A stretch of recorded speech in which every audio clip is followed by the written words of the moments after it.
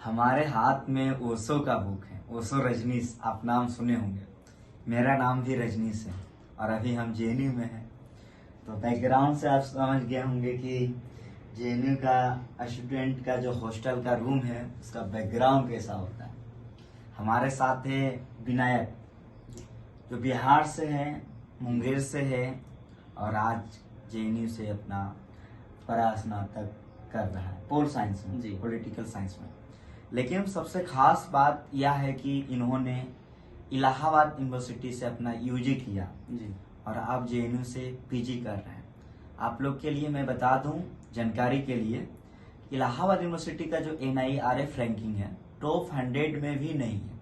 जबकि आप बात करेंगे जेएनयू का, तो अगर ह्यूमैनिटीज के बारे में बात करेंगे तो देश का नंबर 1 यूनिवर्सिटी है। तो इलाहाबाद से जेएनयू तक का जो सफर रहा है, इस सफर में आप सभी लोग समझ गए होंगे काफी ज्यादा संघर्ष रहा होगा। इसके अलावा जब भी आप पीजी एंट्रेंस एग्जाम की तैयारी कर रहे होंगे तो एक बार ध्यान दीजिएगा, इंग्लिश मीडियम में जो सोर्सेज होते हैं, रिसोर्स, वो ज्यादा आसानी से मिल जाते हैं। और विनायक हिंदी मीडियम से है, प्रॉपर हिंदी मीडियम से, और ये है मुंगेर से। जब इतिहास में आप लोग पाल वंश के बारे में जानते होंगे, गोपाल के बारे में, धर्मपाल के बारे में, जिन्होंने विक्रमशिला विश्वविद्यालय का स्थापना किया भागलपुर में, तो वो पाल वंश का जो कैपिटल था मुंगेर ही था। तो वहां से, मुंगेर से दिल्ली तक का जो सफर रहा है उसके बारे में भी इस वीडियो में देखने वाले हैं। यानी कि इस वीडियो में जितने भी सवाल लेने वाले हैं वो आपका सवाल रहेगा। लेकिन मैं आप सभी लोगों को स्पष्ट बता दूं कि अगर आप सीयूटी की तैयारी कर रहे हैं तो आपको यहाँ से हर एक अपडेट मिलेगी, क्योंकि फॉर्म कैसे भरना है, कैसे फिलअप करना है, इसके लिए चैनल को सब्सक्राइब कर लीजिए। बेल नोटिफिकेशन को जाके ऑल में प्रेस कर लीजिए, घंटी को ऑल में जाके प्रेस कर लीजिएगा। तो विनायक, कैसे हो आप? ये बहुत बढ़िया है और जेएनयू आने के बाद और अच्छे हो गए। ये बुक आप ही का है? जी पढ़ लिए ये बुक? जी, मैंने ये बुक पढ़ा है, काफी चैप्टर्स के पढ़े हैं। ये जो आपके रूम में जो बैकग्राउंड में लगा हुआ है, ये आपने लगाया है? जी, आपने ही लगाया है, तैयार किया? काफी टाइम लगा हुआ लगाना। ये मैं देख रहा हूँ तो ये आपका लगता ये है, मेरा पूरा इलाहाबाद का मेमोरी है। ये आपका इलाहाबाद यूनिवर्सिटी का? जी, पूरा आपको दोस्तों के साथ जो जानकारी है ना कि देश में सबसे ज्यादा प्रधानमंत्री देने वाला यूनिवर्सिटी इलाहाबाद यूनिवर्सिटी है, जी, जिसे हम लोग पूर्व के ऑक्सफोर्ड के नाम से भी जानते थे। अभी भी जानते हैं क्या? कहते तो हैं लोग। कहते तो है लोग। चलिए बताइएगा, इलाहाबाद का आपका 3 साल कैसा रहा था? जब मैं शुरुआत में इलाहाबाद आया तो पहले कुछ साल तो ज्यादा क्लासेस नहीं कर, मतलब कुछ महीने में क्लासेस ज्यादा नहीं कर पाया। हाँ। क्योंकि क्लासेस रेगुलरली नहीं चल रही हाँ, थी। हाँ। लेकिन उसके बाद फिर मुझे कुछ सीनियर ने सजेस्ट किया कैमरा पे कि देखिएगा। क्लासेस किया करो। तो फिर मैं क्लासेस करना स्टार्ट किया वहाँ। फिर जब मैं यूनिवर्सिटी में आया तो अलग अलग दोस्त बने क्लास। और सबसे अच्छी बात यह कि मेरे जो शिक्षक लोग थे उनसे मेरी बातें शुरू हुई। जब उनसे मेरी बातें शुरू हुई तो इतना रोमांच आने लगा उनसे बातें करने में, नई नई चीजें सीखने में। क्योंकि मैं आया था एक रिमोट एरिया से, जहाँ इतनी चीजें सीखने को नहीं मिलती है, नहीं समझ में आती है। और इलाहाबाद बिल्कुल मेरे लिए नया था, एक नया सपना लेके आया था मैं।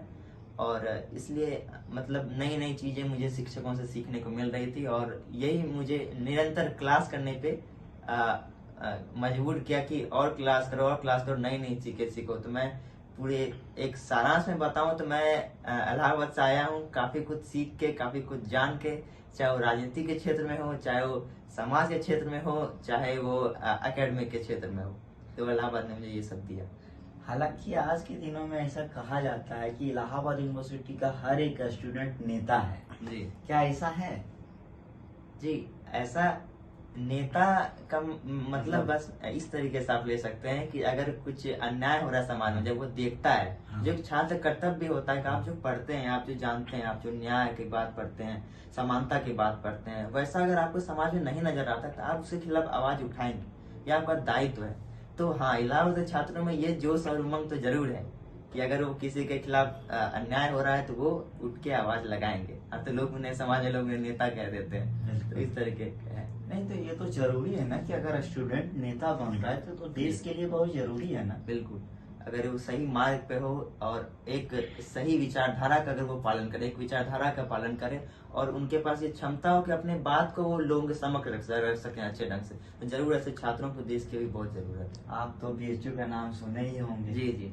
आप बीएचयू के जो फाउंडर हैं मदन मोहन मालवीय जी, इलाहाबाद यूनिवर्सिटी के ही स्टूडेंट हैं। जी आपको पता है? जी जी। ऐसा महसूस होता है कि इलाहाबाद यूनिवर्सिटी के एक स्टूडेंट ने बीएचयू का स्थापना किया और बीएचयू आज देश के टॉप 5 यूनिवर्सिटी में शामिल है, जबकि इलाहाबाद टॉप 100 से बाहर है।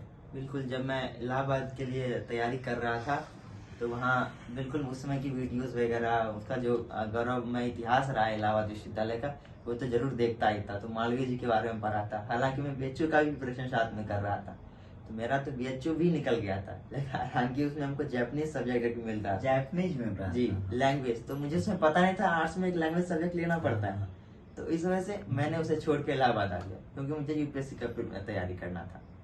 तो इलाहाबाद में पीसीएस का थोड़ा सा हब है। जी, तो इसलिए मैं इलाहाबाद आ गया। हालांकि जो बात करेंगे इसकी रैंकिंग की, जो चीज की, जो सोच के आए थे, हाँ। तो बिल्कुल ये बहुत निराशापूर्ण होता है जब छात्र एक बहुत बड़ा सपना लेके आते हैं ऐसे नामी विश्वविद्यालय में, हाँ। जिसका इतिहास में इतना नाम रहा है, और जब उनके आकांक्षाएं इतनी अच्छे से पूर्ति नहीं हो पाती उनकी आकांक्षाओं की, तो ये बहुत दुखपूर्ण होता है। छात्रों को ऐसा लगता है वो छले गए हैं। तो ये इलाहाबाद की है कि कुछ ना कुछ कमी लगातार उस विश्वविद्यालय में आते जा रहा है, जिस वजह से उसका रैंकिंग गिरते जा रहा है। तो आप सीयूटी कॉन्सेप्ट जो हमारा चैनल है, जी। इसके बारे में आप कब से जानते हैं? और बताइए। मेरा सीयूटी कॉन्सेप्ट से रिश्ता बहुत पुराना है।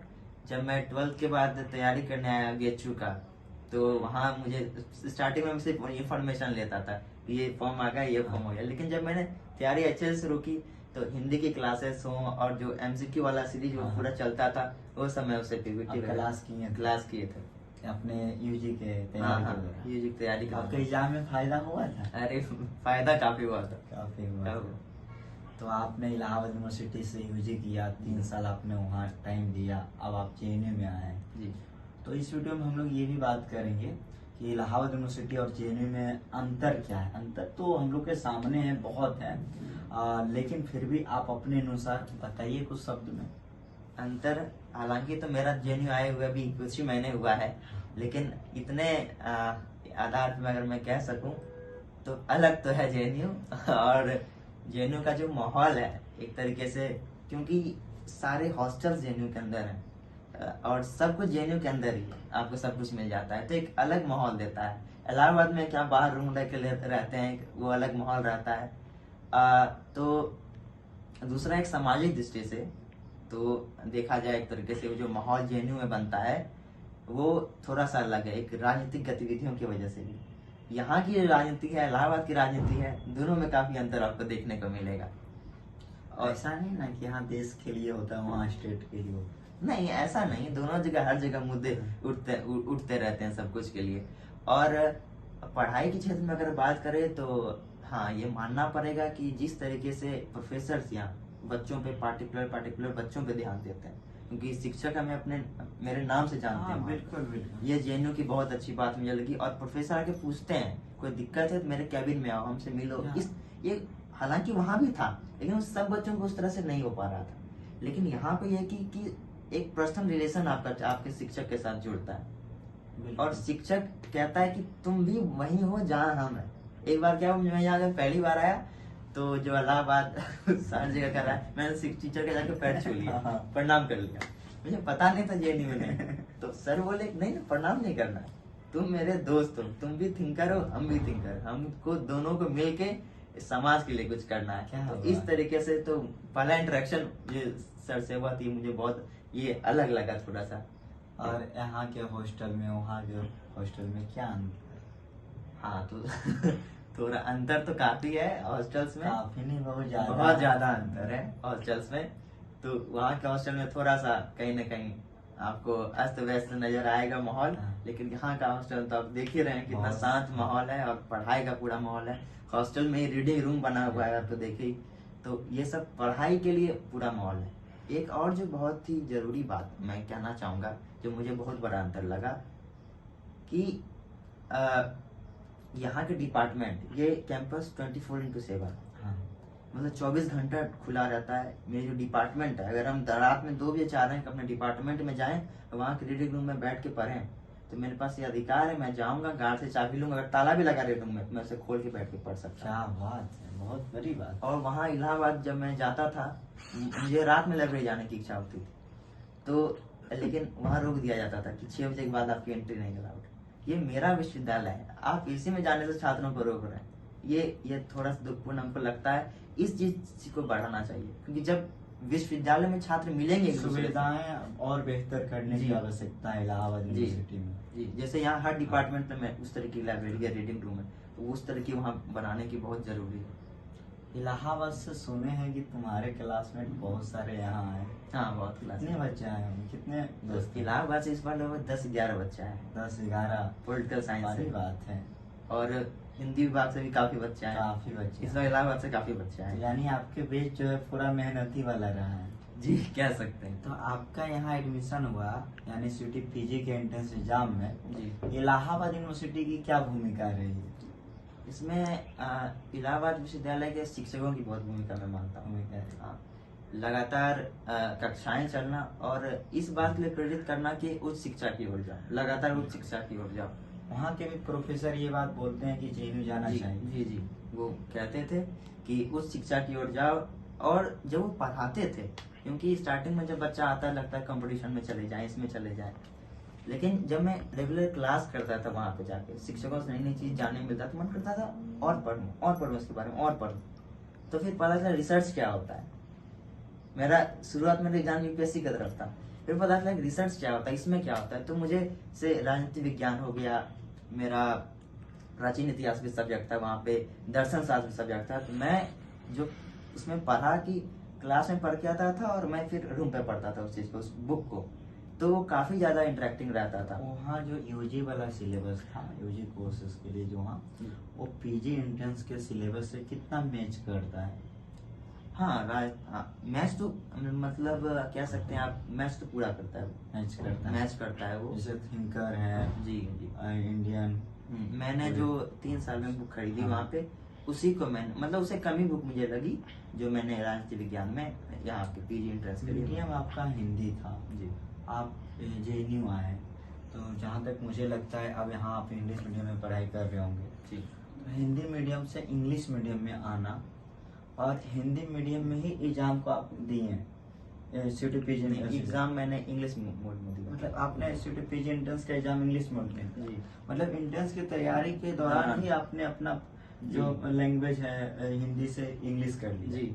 तो ये करने में तो बहुत सारा दिक्कत आई होगी जी। तो उसको कैसे टैकल किया? जी, तो मैंने इसमें ये किया कि मुझे पता था, मुझे इसमें भी मैं इलाहाबाद के शिक्षकों का योगदान मानूंगा। उन्होंने क्या किया कि मुझे इस बात के लिए बताया, क्योंकि जब आप उनके साथ बैठते हैं तो वो हर बात आप उनसे करते हैं शिक्षकों से, इसलिए मैं कहता हूँ शिक्षकों से इंटरेक्शन आपको जरूर होना चाहिए, आपको अलग अलग चीज सीखने मिलेगी। उन्होंने बताया कि देखो, जब आगे तुम मास्टर्स करना चाहते हो तो आगे तुमको माध्यम में दिक्कतें होंगी, तो तुम कहीं ना कहीं चेंज करो इस चीज को धीरे। तो मैंने धीरे धीरे उस पर मेहनत शुरू किया। उसके बाद जब मैंने कोर्स जब मैंने ले लिया इसका, तो पीजी एंट्रेंस के लिए फिर मैं पढ़ना शुरू किया। तो मैंने सारे इंग्लिश, स्टार्टिंग में डिफिकल्टी आती थी पढ़ने में, लेकिन मैं उसको पढ़ता गया। तो कहीं ना कहीं फिर 1 महीने आप लगातार उसका अभ्यास करेंगे अगर चीज का, तो मेरे लिए काफी आसान हो गया। और एग्जाम के बाद मुझे पता था कि जब मैं यहाँ पढ़ने के लिए आऊंगा तो मुझे फिर चुनौती का सामना करना पड़ेगा, इसलिए मैं काम वहीं शुरू कर दिया। इंग्लिश की जितनी इजी किताबें होती है, बाकी जो वीडियोस होते हैं, पॉडकास्ट होते हैं, मैंने वो देखना शुरू किया। कितने घंटे पढ़ लेते हो दिन भर? यहाँ पे भी बात करें तो 4 घंटे तो हमारी कक्षाएं चलती उस समय कक्षाएं चलती हैं। और आपको रूम पे आने के बाद हॉस्टल में घुसते ही आपको रीडिंग रूम दिख जाता है। हाँ। वहाँ 4 बच्चे पढ़ रहे हैं, तो आप भी सोचिए कि आप रूम पे आके कैसे कुछ और चीज कर सकते हैं जब आपके सामने इतने बच्चे पढ़ रहे हैं। तो पढ़ने का ऑटोमेटिक माहौल मन कर ही जाता है। जेएनयू में एकेडमिक एकदम जो है फुल है। आप अभी लाइब्रेरी जाएंगे, आपको सीट नहीं मिलेगी वहाँ पे, जबकि इतनी बड़ी लाइब्रेरी है। बिल्कुल। तो ये सब चीज काफी मोटिवेट करता है, इसलिए जेएनयू अलग है। आपको हर चौराहे पे, आप गंगा ढाबे बैठिएगा, वहां भी कुछ ना कुछ बात, आप वहां जाइएगा मजे करने, 4 बार सुन लीजिएगा, मन के रूम पे आके पढ़ लेते हैं कुछ इसके बारे में। तो ये चीज जेएनयू सिखाता है, और इस चीज में जेएनयू बहुत महान है। और जैसे इलाहाबाद यूनिवर्सिटी में स्टूडेंट यूनियन है क्या, चुनाव होते हैं? नहीं, उसको स्टूडेंट यूनियन को बैन कर दिया गया। कब, किस वर्ष, कभी याद है? नहीं, वो याद तो नहीं है, लेकिन जब हम लोग गए थे तो इसके लिए आंदोलन हो रहा था कि फिर आंदोलन से मतलब हो रहा था, फिर से करने को के लिए कई लोग भूख हड़ताल पे बैठे थे, लेकिन वो सफल नहीं हो पाए। अभी तो तुम जेएनयू में, मुझे नहीं लगता कि वे आंदोलन मतलब कि यह स्टूडेंट यूनियन का जो इलेक्शन होता है उसमें पार्टिसिपेट किया होगा। नहीं, मुझे लगता है अगले आने वाला समय में करोगे आप। हाँ, तो पार्टिसिपेट नहीं किए, लेकिन मैं यहाँ पे जितनी पार्टियां हाँ। जितने भी पार्टियां हाँ जो टॉप करवाते हैं अलग अलग थिंकर, हाँ। जैसे मैं योगेंद्र यादव को सुनता था। हाँ। मैंने यहाँ ये जेएनयू में एक्सपीरियंस मैं उनसे पर्सनली मिला। क्या बात है। तो राजीव भार्गव सर, जिनकी बुक मैंने पढ़ी पॉलिटिकल साइंस में, बहुत बड़े थिंकर, इंडियन थिंकर, उनसे मैं पर्सनली मिला। तो ये सब चीजें काफी ज्यादा वो होती है। और जैसे कि जो मैं इंग्लिश अखबार पढ़ता था, जब मैं हिंदी मीडियम से इंग्लिश मीडियम ट्रांसफर कर रहा था, तो मैं बहुत सारे थिंकर्स को पढ़ता था। पता चला वो तो मेरे सीपीएस के ही हैं, मतलब मेरे डिपार्टमेंट वो हमको पढ़ाने वाले हैं। तो ये जान के बहुत ज्यादा खुशी हुई कि मतलब जिनका आर्टिकल छप रहा है, जिनको पढ़ के आए, उनसे पर्सनली मिल रहे हैं, उनसे बात कर रहे हैं, ये काफी ज्यादा खुश किया हमको। आके बढ़िया लग रहा है, बहुत अच्छा लग रहा है। सबको आना चाहिए, आना तो जरूर चाहिए। जितने भी इलाहाबाद यूनिवर्सिटी के स्टूडेंट इस वीडियो को देख रहे हैं, सीयूटी पीजी में आप भी आइए। और अगर आपके यूनिवर्सिटी या किसी भी यूनिवर्सिटी से हैं, आपके जूनियर हैं जी, वो जेएनयू आना चाहते हैं, तो आप मदद करने के लिए तैयार हैं? बिल्कुल तैयार है। हाँ, यानी मदद करने हमेशा के लिए तैयार है। तो इसके अलावा और कुछ बताइए जेएनयू के बारे में, क्या है जो मतलब जानना चाहिए लोगों को? जेएनयू का देखिए, एक तो सबसे पहले इसकी रैंकिंग, जो कि सबको आकर्षित करती है अपनी ओर, कि ऐसा क्या है जेएनयू में।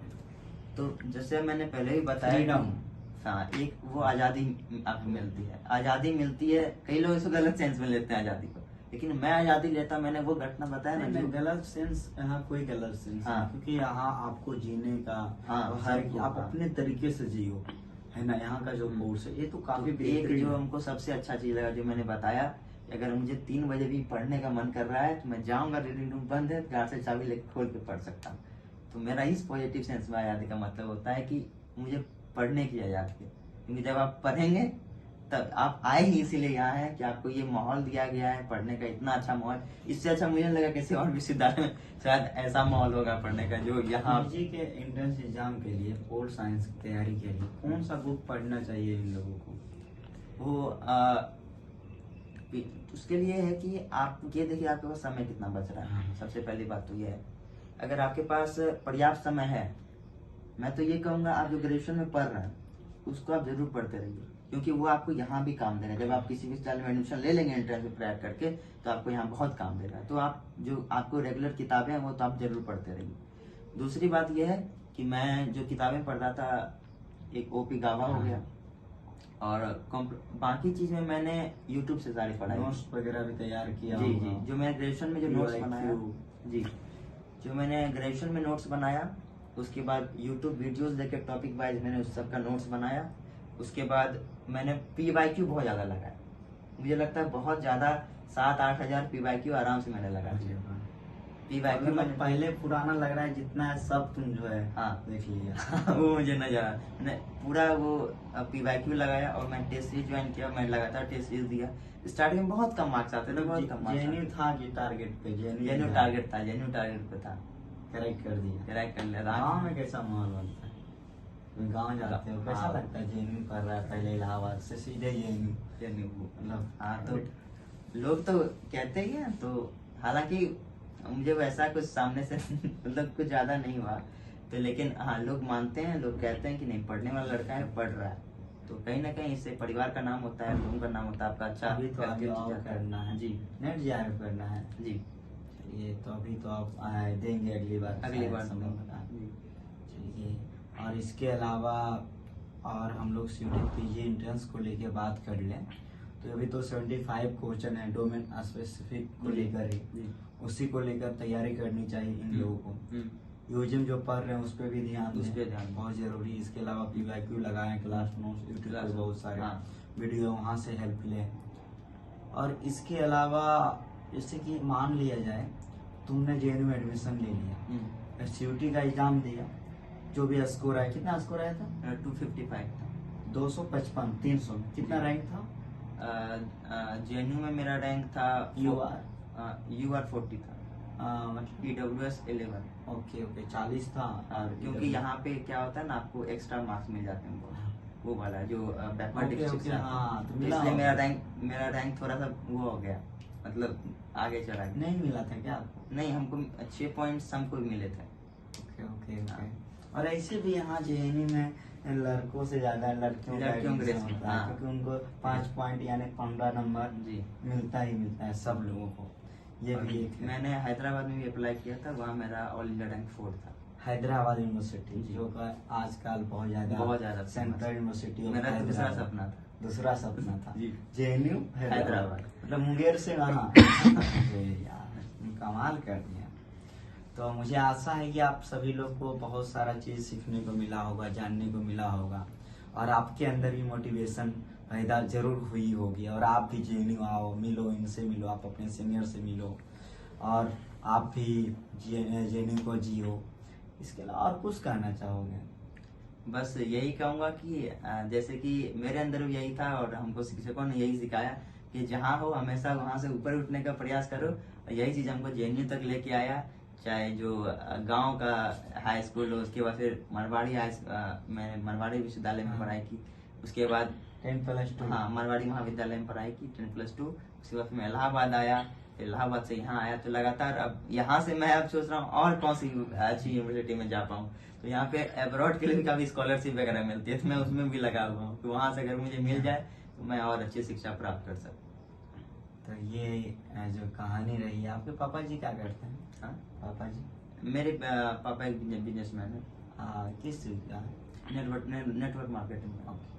बिजनेसमैन है। इसके अलावा और मुंगेर से कुछ बताओ, मुंगेर में क्या फेमस है?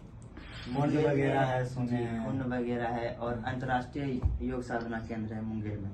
मुंगेर जी, ये बहुत फेमस, और टूरिस्ट काफी आते हैं वहाँ पर। बहुत फेमस है। और जो हिंदू मैथोलॉजी में कहा जाता है कि जो वो माता सती का जो आंख गिरा था, हाँ। वो मुंगेर में गिरा था, एक देवी शक्तिपीठ है वहाँ। और गन वाला जो फैक्ट्री था वो बंद हो गया, चालू ही है।